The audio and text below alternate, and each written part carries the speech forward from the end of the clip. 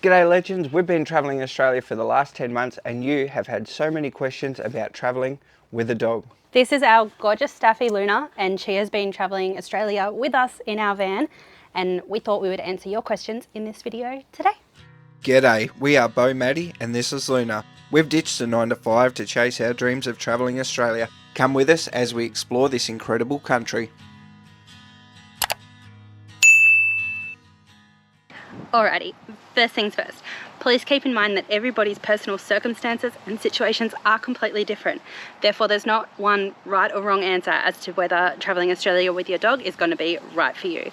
With that being said, let's get straight on into it.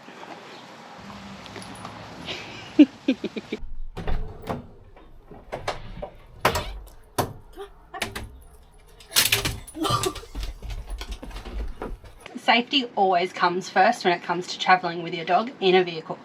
Now, we're in the midst of changing our setup, so this is not how it normally looks, but we opt for just a harness and a seatbelt attached to somewhere secure in the vehicle.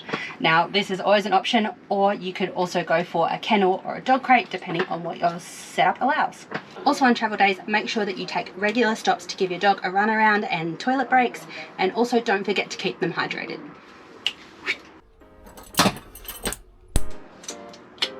Let's go.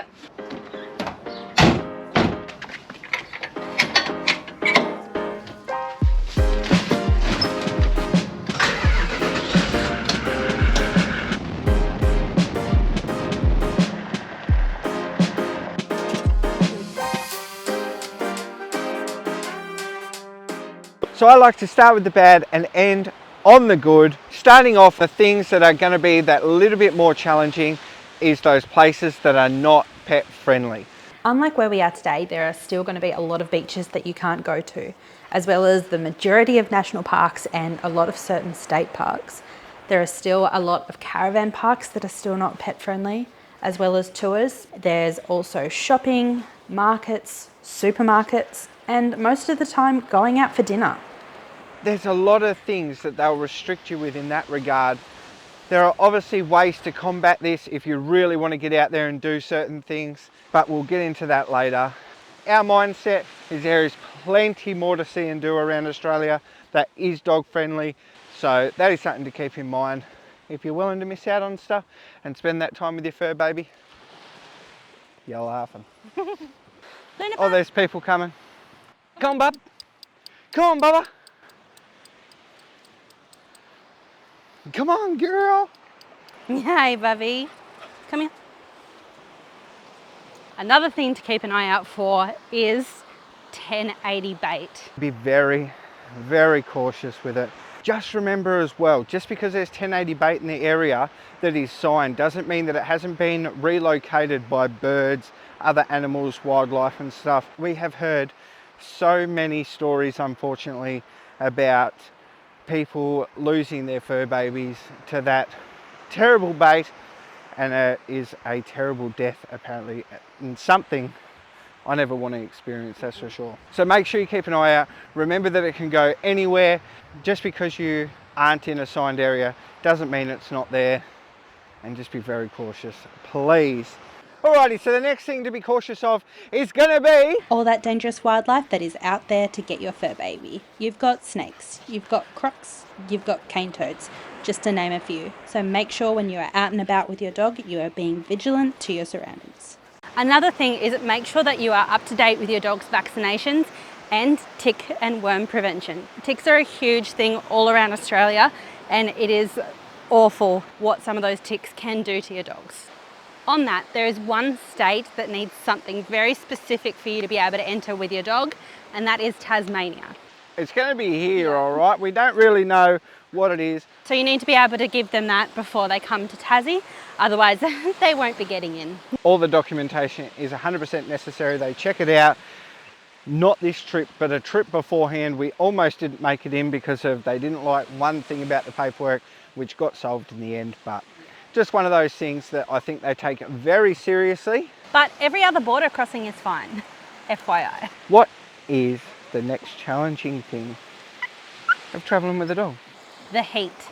It can be unpredictable, it can be hot, and sometimes your dog's not going to be able to handle it. We found that about 33 degrees just got that little bit too hot for Luna, and she wasn't enjoying herself traveling around. We're very lucky that we put in those Sirocco fans in the caravan because she loves sitting in front of them, especially through that peak time of the day between 1 and 3 whilst we're in Darwin. Other than that, you can always try and get an aircon site or buy a portable aircon for those places that you're in that are very hot. It's not too bad, but just try and combat it. And especially if you're going to come from cooler climates like Tasmania, like Victoria, any of those sort of areas, you know where I'm talking about. We unfortunately have also experienced heat stroke with Luna, and it is not an exciting thing to do, especially when you're in a remote location and there's no vets around and you've got to make a 2-hour drive just to get there. So keep eye on it, make sure you've got water, shade and everything for your fur baby, because there would be nothing worse than going down with a heat stroke in the middle of nowhere. And trust me, it can sneak up on you. All right, we know that sounds like a lot of challenges, but there are also so many positives when it comes to traveling with our dog. Our favorite would have to be all the amazing memories that we have made with our very own lunatic. So before we get into the rest of the positives, here are a couple of our favorite memories from our lap around Australia.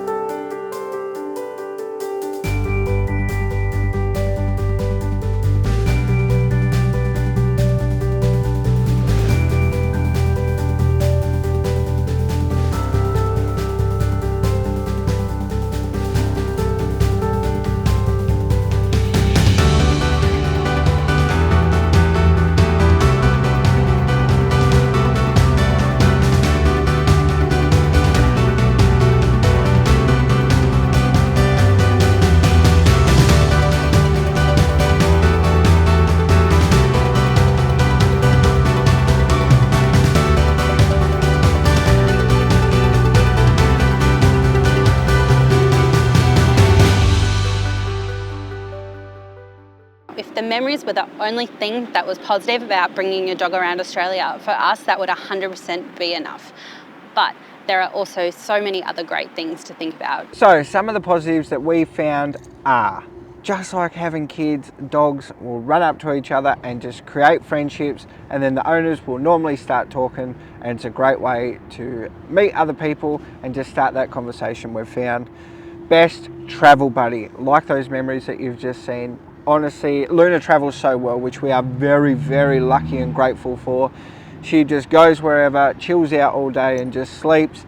So we're very, very lucky in that regard. She's just the best companion to have around. She's up for whatever adventures we go on and she just does her thing. It might also get you out and about more. You might end up just coming down to locations like this just so your dog has somewhere to like run around that's comfortable, got some grass and things like that. Not all caravan parks or free camps have grass around, so you might go and look for a spot for him to go and have a little lay around or a big run, and that gets you out and about, seeing those beaches, parks, wherever it may be, and just exploring as well, which is really cool. And I know we said that there's a lot of limitations, but there is also so many great places that you can still take your doggo. There are lots of beaches open, there are still lots of parks open. There are even some national parks where you can leave your dog on a lead in a car park and stuff. So there still are certain things around. It's just worth looking up and finding out, because, you know, any adventure with your doggo is the best.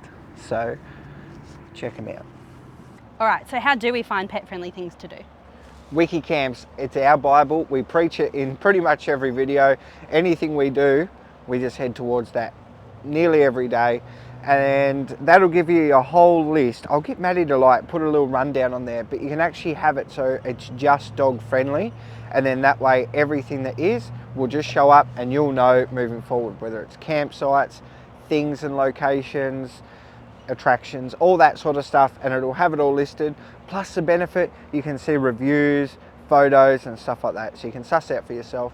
And there are other apps as well, which I don't know off the top of my head because all we use is Wiki, but Maddie will put them below as well, potentially in the description. Yep. And then you can suss them out for yourselves, or just give it a Google. So we've got through the things that are pet friendly, but what if you want to do something that's not pet friendly? We just leave her to fend for herself. No, you can't do that. There are restrictions on leaving them in the caravan and the likes, but the travel community is insane. We've had so many opportunities to leave her with other people who are missing their dog, lost a dog, just want a puppy fix, you know, and the travel community is so beautiful, and you'll see that once you get out there, trust me. There's also a lot of apps these days that are, there's some that are like Airbnb sort of thing where you can go and choose the sort of person in your location. They have ratings and stuff. There are also some other apps. Maddie will link them below.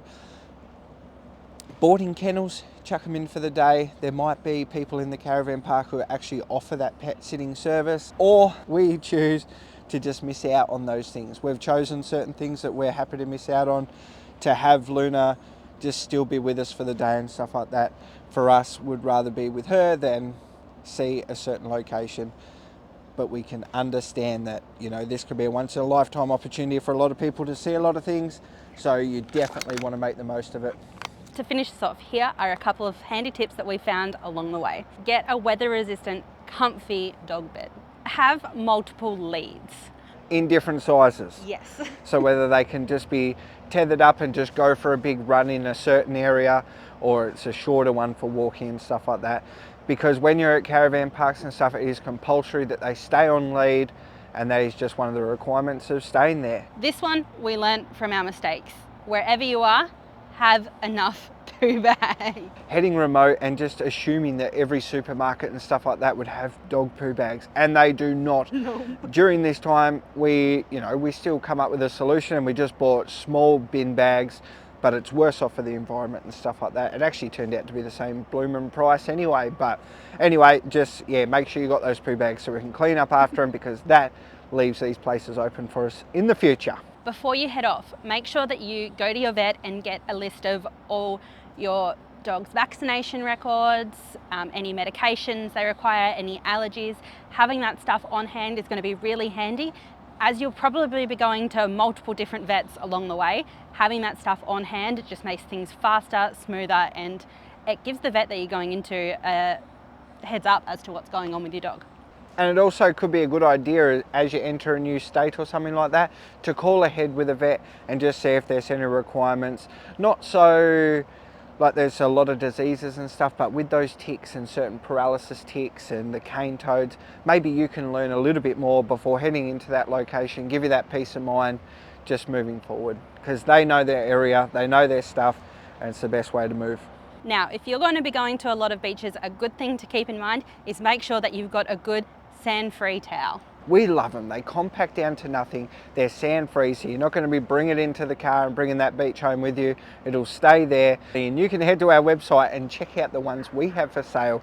They've got the beautiful pictures from Maddie herself, and we absolutely love them. They're made from recycled plastic bottles, but just having good towels to make sure you can dry off your pup, so they're not going to get a rash or anything like that. If there's anything like Luna, sand rash. Yeah, and the best part is those sand-free towels, they fold up so small, so you can pretty much chuck them in any bag that you've got to take to the beach. All right, and lastly, please, if we can do the right thing, pick up after your dog, obey the signs to keep them on lead, and keep them out of certain areas that they're not allowed, because we want to keep traveling and have places open up so we can keep going with this little lunatic. Don't be afraid to jump in that comment section, please, whether you've got some more questions, want us to elaborate on some stuff, or even you've got some more advice to add in there. This whole community is about building the team where we pass on information to each other so we can all get out there and see this gorgeous country with our fur babies. You are an absolute bloody legend. We thank you so much for sticking with us. Catch you in the next one. Bye. Bye. Hey, is this thing on? Is this thing working, Maddie? Yep, perfect. Hey, this wasn't on our list whatsoever, but as you do it, you end up walking with a brand new handbag every time. No, it's no Louis Vuitton. I call it the shit zoo. So we've got a foot to the face. Good girl. Nice try. I like to start with the good. No, I don't. I like to start with the bad. Also on checkout day. Not quite. Be out by 10 o'clock. People don't like it when I do this, so I better stop. Get a little bit antsy in the comments. So Maddie just said seriously, and Siri just popped up on our phone. Did it? Yeah, because you slurred it. She's like, oh, that's me. On the things that are challenging when traveling Australia with a dog. They're barking. You can't control them barking, and a lot of people get annoyed and will complain about you.